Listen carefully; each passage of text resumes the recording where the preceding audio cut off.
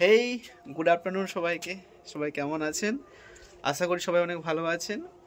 আমার ভিডিওতে হয়তো আপনারা পাহাড়, সমুদ্র সবই দেখেছেন, জঙ্গল। আজকের ভিডিওতে আমি আপনাদের দেখাবো যে কিভাবে আম গাছ থেকে আম পাড়তে হয়, মানে আম গাছ থেকে চুরি করে আম পাড়তে হয়। যারা 90 দশকের মানুষেরা আছেন তারা তাদের ছোটোবেলাটা কেটেছেই এই গাছে উঠে আম পাড়া, বা পেয়ারা গাছ থেকে পেয়ারা পাড়া, বা ডাব গাছ থেকে ডাব পাড়া। মানে দুপুরে মানুষ ঘুমাতো না, যেটা এখন দেখা যায় না বললেই চলে। বাট যখন 2005 বা 2010 সময়ে কিন্তু আমরা অনেক গাছ থেকে আম পেরেছি, বা এই যে কালবৈশাখীর সময়ে প্রচুর আম পড়ে থাকতো, সেইটা যে কুড়ানোর যে মজা সেটা আমরা ফিল পেয়েছি, যেটা আজকের জেনারেশান মানে লকডাউনের কিডসরা বুঝতে পারবে না হয়তো। তো যাই হোক বন্ধুরা, তো চলুন আজকে, এখন যেহেতু বৈশাখ মাস, তাই একদম পুরো গাছে আম ভর্তি, মানে লুটে আম রয়েছে, যেটা ছাদ থেকে কিছুটা হাতে নাগালি পাওয়া যাচ্ছে। তো আমি আপনার দেখাবো কিভাবে একটু আম পেরে একটু মজা করতে হয়। তো চলুন। কোন আমটা? এইটা দেখুন, লোভ পূরণ করতে হচ্ছে। এইটা এর জন্য বুদ্ধি থাকা দরকার। এটা তো মাথায় বুদ্ধি নেই। যে আপনারা দেখাই, আমি দেখতে পাচ্ছেন কত আম।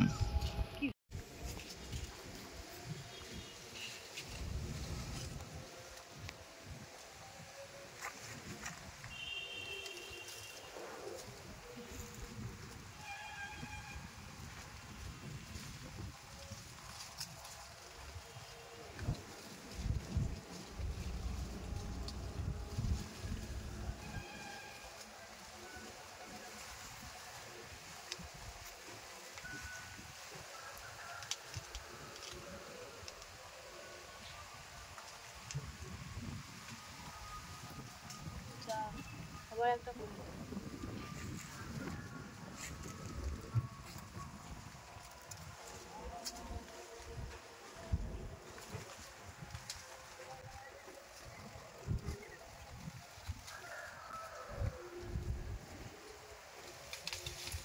তুই ঘরে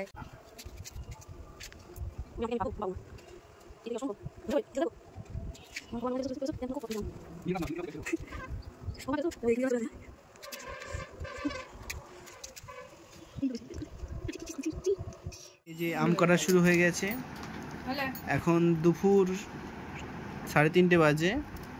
একদম লেখা ছুরি দিয়ে আম কাটা শুরু হয়ে গেছে। দেখতে পাচ্ছেন একদম কুসুরে আম, কচি। এটাকে বলে কচি আম। আর যেমন মদন মিত্রের কোথায় কচি জিনিসটা খেতেই ভালো লাগে, কচি জিনিসের স্বাদই একটা আলাদা হয়। সেই কচি আম আমি আপনার দেখাবো, আমের সাইজটা ঠিক। ওয়াও,